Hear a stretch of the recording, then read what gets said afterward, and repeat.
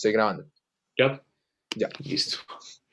Hola Ana, pues nosotros somos el último grupo de exposición, somos Juan Santiago Daza y yo, Juan Pablo de Brigard. Vamos a hablar sobre la lectura ¿Puede hablar el sujeto subalterno? Su autora es Gayatri Spivak y los temas que aborda son posmodernidad y Estado y un poco de postestructuralismo. Bueno, pues éramos con Antonio Narváez, pero no estuvo no aportó a la exposición. Iniciando con Gayatri Spivak, pues actualmente tiene 79 años, nació en la ciudad de Calcuta, que es la capital del estado indio de Bengala Occidental, y dentro de la sociedad pues cumple varios roles que son que es filósofa, crítica literaria, crítica de la literatura. Actualmente trabaja en la Universidad de Columbia y bueno, pues estudió en estas cuatro universidades que se ven ahí. Primero fue en la Universidad de Calcuta, donde pues la caracteriza el inglés, por eso después en 1961 a Estados Unidos, allá pues presenta un máster y hace una disertación de una poesía allá mismo en Estados Unidos. Ya entrando como tal dentro del texto, en 1985 se publica el texto y algo que caracteriza bastante a este texto es esos tres aspectos con los cuales ella se siente identificada, que es marxista, feminista y trata mucho el tema de la deconstrucción. El término central es el sujeto subalterno, que se conoce como las mujeres, los campesinos, los grupos triviales. También ahorita más adelante les vamos a explicar por qué se denomina a la mujer, porque ella deja a la mujer como un sujeto subalterno, por eso es que ella misma trata la condición de la mujer eh, y el estatus del sujeto subalterno. Entonces, las dificultades que se presentan dentro de la lectura son dos. Primero que, por un lado, el sujeto subalterno, que pues dice Gayatri que es un sujeto que no tiene posición, que es una posición, pero no tiene una identidad. Y la mujer, por el lado del sujeto subalterno, pues ahí dice la diapositiva, los sujetos subalternos no pueden hablar porque no tienen un lugar dentro de la enunciación que lo permita. Ahorita más adelante les vamos a decir cómo dos respuestas que creemos que le da la lectura de ella, Gayatri, como a la pregunta. Y por el lado de la mujer entra en este grupo de subalternos por su condición de mujer y por el sujeto colonial. Entonces, bueno, antes de pasar a la respuesta a la pregunta, sabíamos que este era como un texto denso y averiguamos por qué, y no es que solamente sea para nosotros como estudiantes, sino es que para los filósofos principantes también es como un poco denso la lectura por los términos que usa, que son statu quo, hegemonía, pues que viene siendo como lo del el poder, el sujeto subalterno, que va a ser aquí el individuo opresivo, que ya les he hablado, y la subjetividad, que la divide como en el modelo tradicional y en la subjetividad dividida de Marx. Volviendo al tema de la respuesta a la pregunta, pues creemos que esta respuesta se da, bueno, vimos una entrevista como después de leer y cuando finaliza la lectura, de escribir, ella dice que sí pueden hablar el sujeto subalterno, pero que no los escuchan. Pero también dice que no pueden hablar por sí mismos, sino que tienen que ser hablados por, es decir, pueden estar hablando, pero necesitan que alguien los represente, pues, para poder ser escuchados, perdón. Entrando dentro del texto, pues ella dice que va a hacer esta conversación, los intelectuales y el poder, entre Michel Foucault y Gilles Deleuze, que son pues dos filósofos, y con ellos trata el tema, dice que quiere un intercambio amistoso entre ambos filósofos, pues porque ellos tratan mucho el tema del postestructuralismo, que eso es lo que les dije que era el tercer tema del que hablaba la lectura. Como tal, Michel Foucault pues dice que son incapaces de tocarlo, que el sujeto subalterno es incapaz de tocar a esa hegemonía, a ese poder, y toca el tema de la heterogeneidad del poder, que pues no deja de lado como que medio lo relaciona con la heterogeneidad institucional. Pero antes de seguir con Gilles Deleuze, lo único que medio le resalta a ellos dos de manera como crítica es que les dice que no tienen en cuenta a esa sociedad capitalista dentro, para que puedan contribuir en la consolidación de la división internacional del trabajo. Bueno, y por el lado de Giles de Luz, pues ahí está la cita que quería poner: establecer las condiciones donde los mismos prisioneros tengan la posibilidad de hablar. Bueno, siguiendo, como les dije al principio, pues es una autora que se basa mucho en Marx, y lo que habla de Marx es bastante lo de que quiere mostrar cómo Marx cambia el concepto de clase y le busca un concepto descriptivo y transformativo para volverlo de una manera más compleja, pues el tema.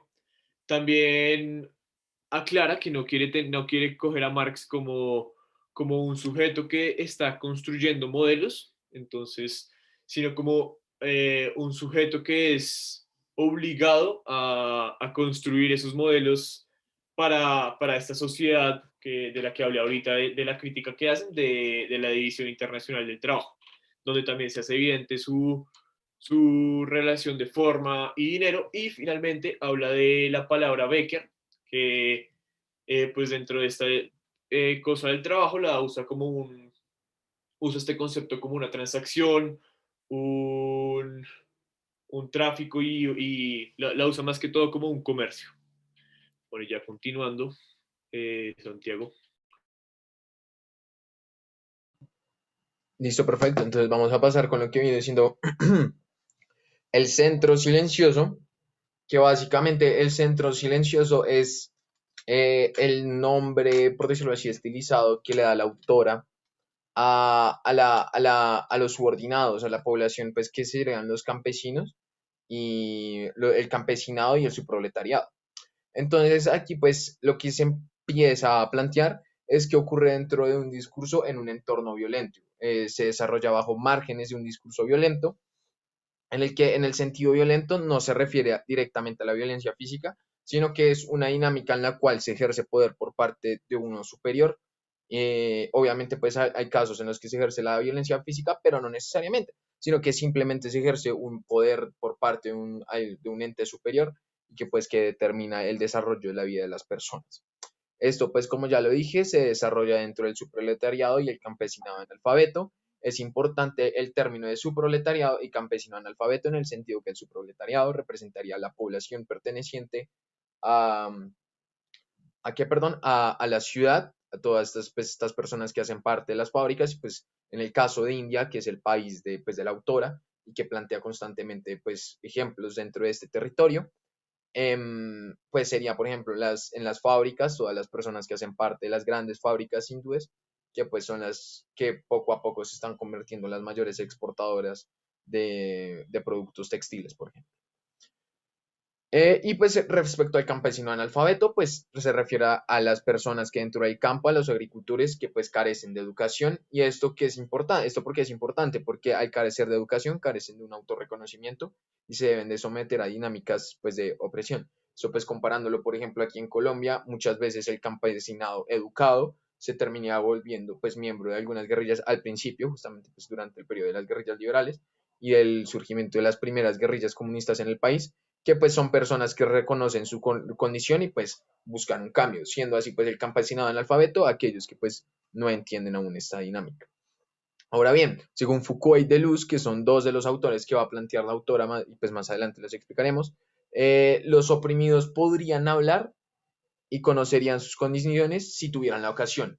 ¿Esto qué significa? Que si las personas oprimidas y miembros del subproletariado del campesinado analfabeto entendieran su situación, y a lo que se refieren con si tuvieran la ocasión, sería si tuvieran la oportunidad de verse a sí mismos y de ver el entorno en el que están rodeados, se rebelarían y comenzarían pues un proceso de revolución no violenta. Claramente ella nunca plantea pues la necesidad de la existencia de la violencia física, perdón, sino pues sí de un cambio drástico en el poder. Y pues estas personas hablarían y, y entenderían qué pasa a su alrededor. Y es ahí cuando entiende el individuo subalterno emergería, siendo el individuo subalterno una persona miembro de los centros silenciosos que se reconoce a sí misma y busca un cambio. Y aquí es pues cuando la autora plantea dentro de la lectura la pregunta principal, que pues ya fue planteada por Juan Pablo, que es que pues podría emerger la voz dentro del sistema de la visión internacional de trabajo. Y esta es bueno, perdón, no, esta es una modificación que hizo la autora a la pregunta inicial para pues contextualizarla en las situaciones que ella plantea. Y es que pues podría existir esa rebelión o eso que plantea Foucault de los de podrían hablar y conocerían sus condicionamientos dentro del sistema internacional de división del trabajo, pues eso lo vamos a ver más adelante. Entonces, Juan Pablo, por favor. Listo.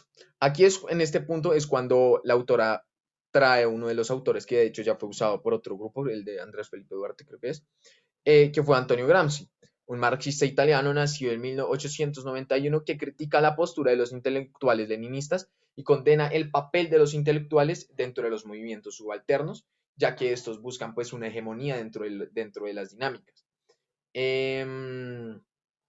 Es así pues como que la autora plantea que, pues que Gramsci lo que hace es poder reconocer el hecho de que los intelectuales hacen parte de aquellas personas que incluso condenan a las poblaciones a someterse a ser parte de esas dinámicas, a ese grupo silencioso, a ese condicionamiento silencioso, ya que buscan una hegemonía y no reconocen la diferencia dentro de la población. Por ejemplo, pues dentro de lo que critica el intelectualismo leninista, en el leninismo solo se reconocía al proletariado y se creaba una masificación. ¿Una masificación de quién? Del proletariado, y no distinguía las diferencias culturales. Y esto es, por ejemplo, una gran crítica, de hecho, a la Revolución Rusa, porque pues Rusia es un país muy distinto, con distintas dinámicas culturales dentro de las regiones, y el hecho de que se ha homogeneizado la población obrera, pues era un error, tal como lo plantea Gramsci y como lo plantea la autora. Ahora bien, pues al terminar pues con Gramsci, los movimientos son los encargados de determinar la producción de la historia como narración. ¿Esto qué significa? Que son los intelectuales junto a los creadores de la política, junto a los miembros, no miembros de la conciencia silenciosa, sino del grupo silencioso, sino pues los líderes y los gobernantes, por decirlo así, los de las élites, los cuales determinan la narración de la historia y pues en este sentido ellos pueden modificar el conocimiento existente y pueden modificar, por tanto, cómo se entienden las dinámicas dentro de la población, marginando así, teniendo así la capacidad de marginar movimientos o de exaltar movimientos. Así de Juan. Listo. Ahora aquí entramos con la primera propuesta de la autora, que es pues en esencia una que va a partir de todo, y es el desarrollo de el desarrollo, y pues ella plantea, el desarrollo de los subalternos está intervenido por el proyecto imperialista, generando una estratificación. Es importante esto de la estratificación porque ella reconoce la existencia de clases sociales dentro de la población, a nivel internacional, pero especialmente dentro de India, generando así tres diferentes clases sociales, incluso dentro de un país como India, que es un país pues dividido en castas. Entonces ella lo logra como generar una dinámica más general, sin obviamente llegar a una masificación como le ocurre a los leninistas. Entonces logra identificar de una manera más general las clases sociales. Entonces, primero partimos de la élite, que son los grupos dominantes extranjeros y grupos gobernantes nacionales. Esto, tengámoslo en cuenta, que se desarrolla bajo el imperialismo del siglo XIX y que pues de hecho luego ella lo va a adaptar al siglo XX, que es la época en la que escribió el texto. Y aquí pues ella plantea que los grupos dominantes extranjeros, los grupos dominantes extranjeros, los grupos gobernantes nacionales son aquellas personas que controlan el país, especialmente los grupos dominantes extranjeros bajo la dinámica imperialista y en especial bajo el ejemplo de India bajo el dominio británico. Luego están el ANTRE, que son los grupos dominantes regionales. Este es un ejemplo muy curioso, muy curioso. Es una clase social muy curiosa por el hecho de que se puede distinguir dentro de las dinámicas como una clase social que no hace parte de ni una ni de la otra, sino que es, mentiras, que hace parte de ambas, perdón, que hace parte de ambas dinámicas de gobierno, de poder. Entonces, el ANTRE gobierna regionalmente al pueblo, que sería pues lo que ya dijimos anteriormente, y siendo mientras que la élite gobierna al ANTRE.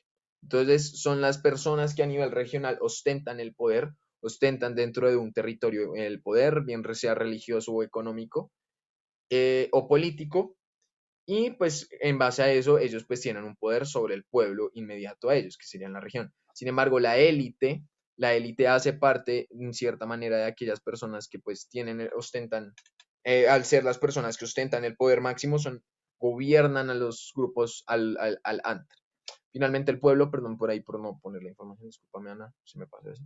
En el pueblo básicamente pues es lo que ya dijimos, es la población del campesino analfabeta y el subproletariado. Entonces pues realmente ese no hay más explicación porque ese ya pues, lo explicamos. Listo. Ahora pues continuando con la primera propuesta. Ella básicamente propone primero la conciencia del individuo subalterno debe de existir para generar violencia. ¿Esto qué significa? Que pues, o sea, en la conciencia el individuo debe de reconocerse, debe de crearse a sí mismo, debe de reconocer sus condiciones para poder generar una violencia no enfocada en la violencia física, como ya lo dije, sino que ella insiste varias veces que es una violencia de cambio, una dinámica en la que cambian las circunstancias. Segundo, el emisor es muestra de una conciencia irrecuperable. ¿Eso qué quiere decir? Que el emisor, al reconocerse a sí mismo, reconoce lo que está pasando, reconoce dentro de la revolución su entorno, deja atrás una conciencia que tenía. Partamos del hecho de conciencia se determina por la manera en la que me autorreconozco. Al emisor reconocer la vieja manera en la que se reconoce, cambia. Demos un ejemplo en la revolución, siendo un campesino, aquel que reconoce su dinámica de esclavo. O bueno, no, la típica frase de que el esclavo va a seguir siendo esclavo hasta que reconozca que es esclavo.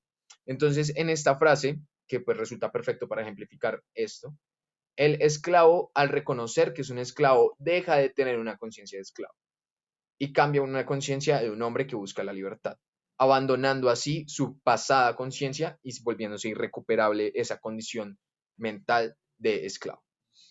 Ahora bien, el destinatario de la insurgencia es simplemente aquel que la escuche, es simplemente aquel receptor que la reciba y puede ser cualquier persona en el mundo que simplemente se interese por aquel suceso. No es en específico un poder político o un poder económico. Finalmente, el sujeto en los textos de rebelión actúa solo como una alternativa a las normatividades del relato. En este caso, pues básicamente lo que la autora quiere decir es que el sujeto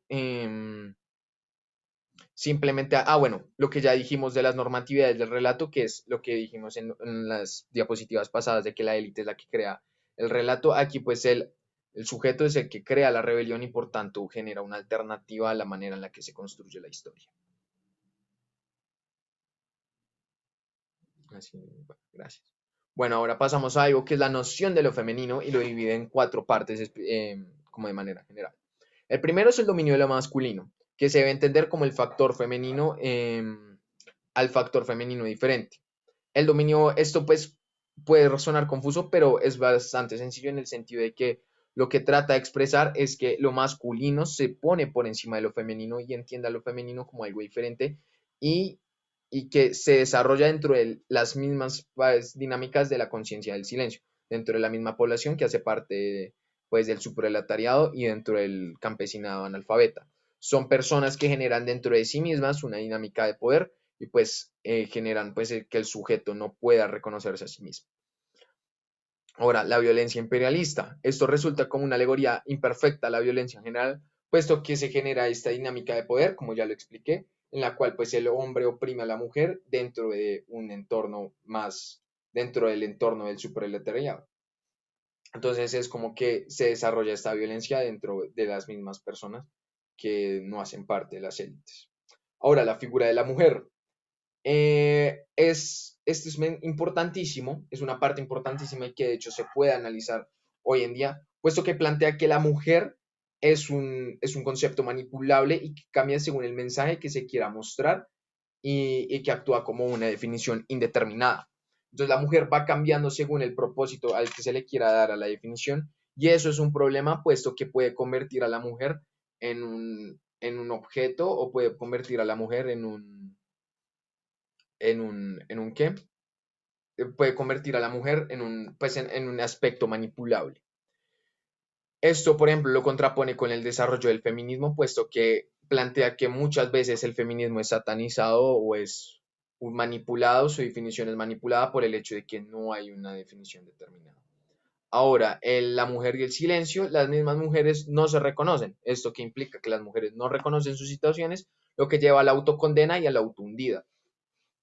Con esto me refiero a que, pues según la autora, las mujeres al callarse a sí mismas, callar a sus iguales, a las otras mujeres, lo que generan es que se autohundan y se autocondenen, condenándose a sí mismas a la dinámica del dominio masculino, que pues retomando el dominio masculino sería como la objetificación de la mujer, de lo femenino, volviendo a lo femenino un objeto de lo masculino. Siguiente.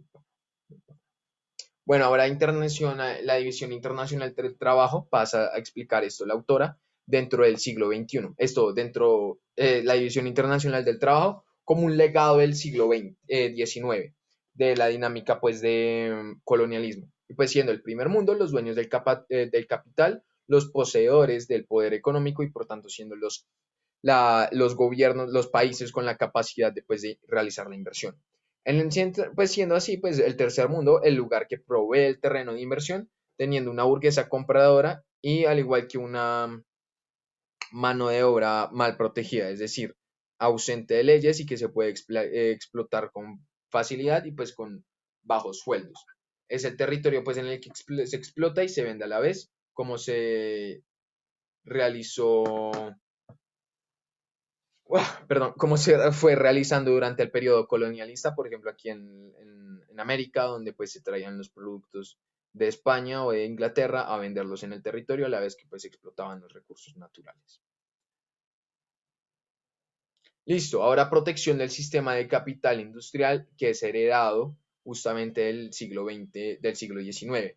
El primero es un sistema jurídico y de transportes. La primera, la base para la protección del sistema de capital industrial y la dinámica colonialista. ¿Esto por qué? Es porque se requiere aún que haya países que tengan la mano de obra y haya países que tengan los recursos para explotarse. Entonces ahí es cuando nace un sistema jurídico que debe de proteger eso, se puede entender incluso desde la medida en la cual surgen los estados neoliberales que pues promueven las políticas económicas de protección al sistema capitalista, al igual que debe existir una dinámica de transporte internacional. ¿Esto qué significa? Que debe haber una dinámica en la que pues, se permita el transporte de los bienes. Segundo, un programa de educación generalizada por más que se destruya la industria interna. ¿Esto qué quiere decir? Tengamos en cuenta que la industria interna en los países de tercer mundo, como pues ella los menciona de tercer mundo, a mí no me gusta ese nombre, pero pues ella los nombra así. Entonces, en los países del tercer mundo, pues no existe la industria propia, no existe la industria interna, no se crean los productos ahí, sino que ese es el sector primario. Los países del primer mundo, es del tercer mundo, son el sector primario, por tanto, son el sector en el cual se explotan los recursos.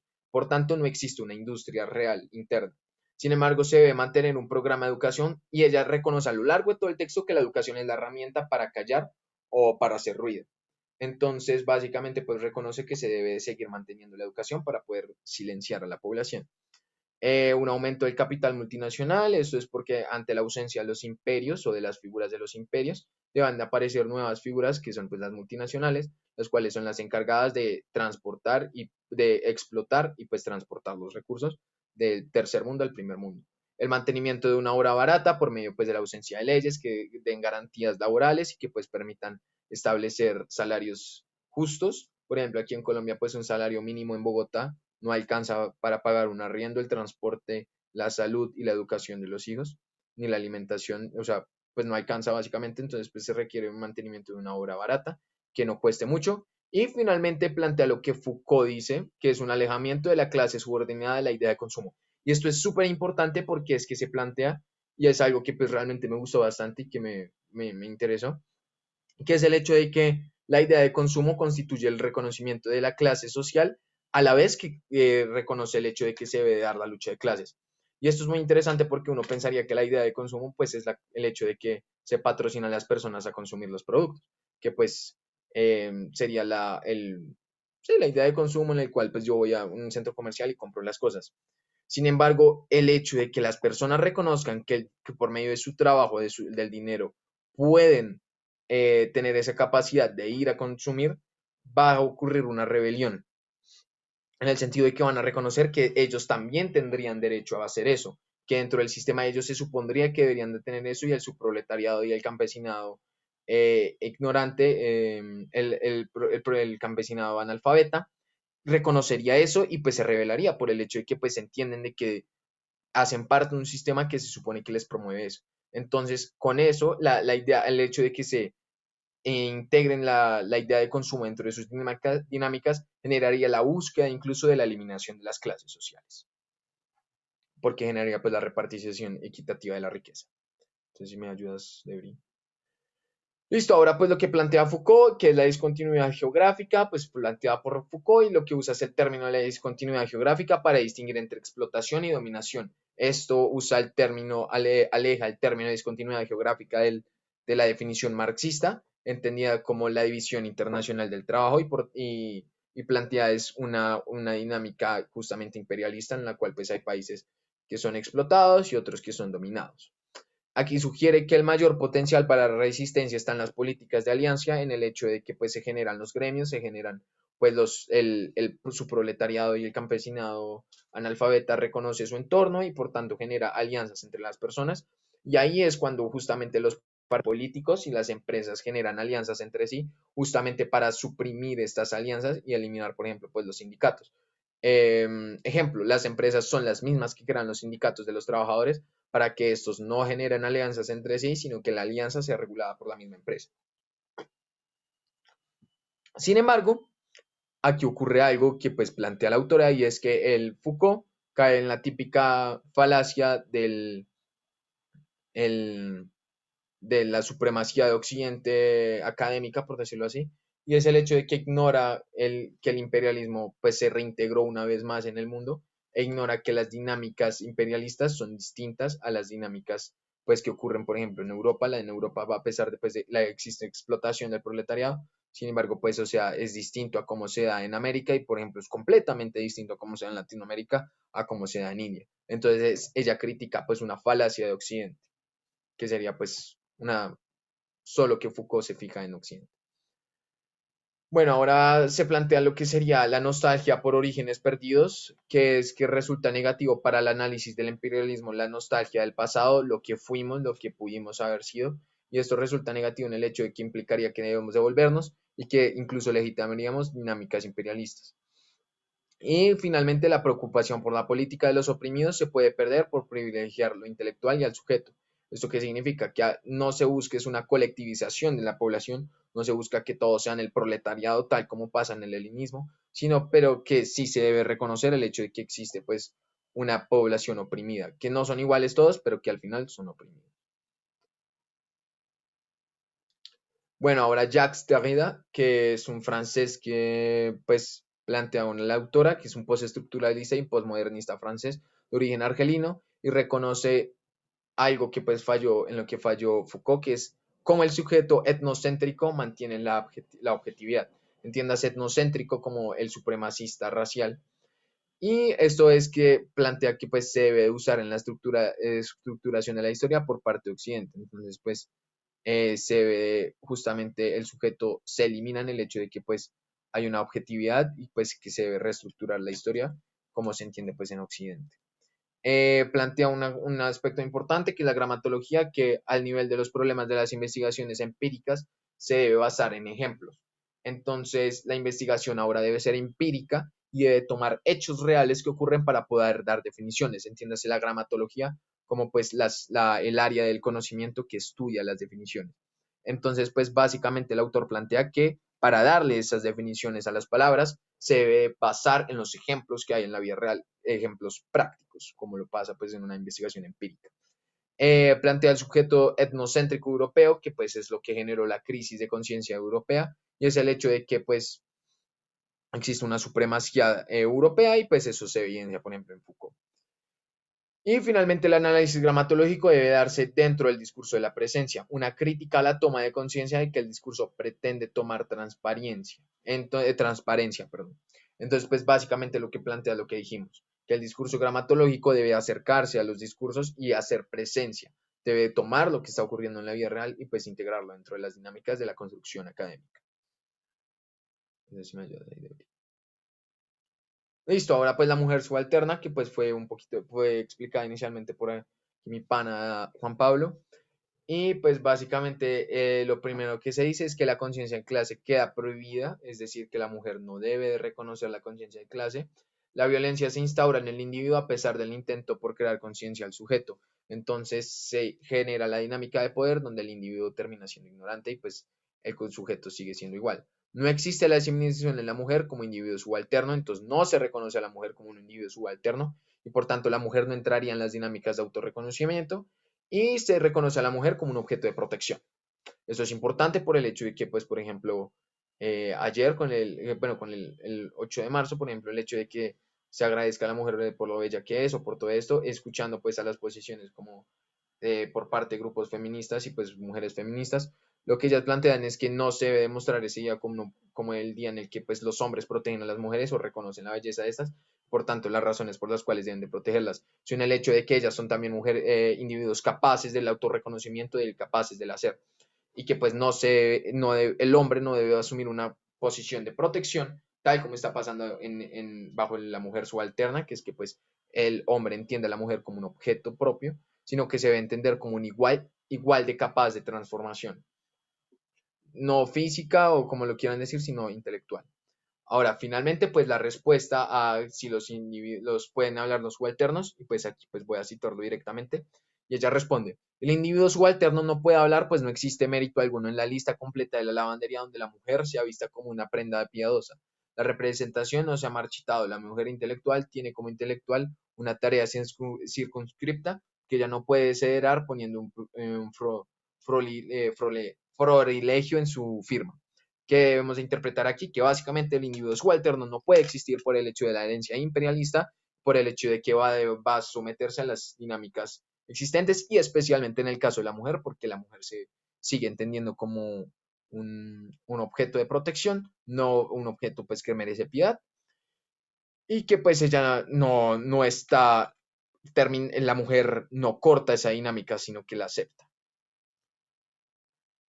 Y bueno, ya para concluir, pues vemos que el texto logra identificar de forma muy efectiva las dinámicas tanto geográficas como culturales a las cuales se somete el imperialismo, diferenciando a nivel de territorio, clase y religión, y logrando así pues no caer en el error de la masificación tal como pasa pues en el marxismo típico.